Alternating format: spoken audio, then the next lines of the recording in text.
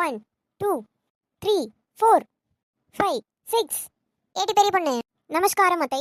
ஏடி என்ன அத்தை, இதுக்கு பேர் தான் எக்ஸசைஸ். இதெல்லாம் பண்ணாதான் உடம்பு நல்லா ஆரோக்கியமா இருக்கும் தெரியுமா?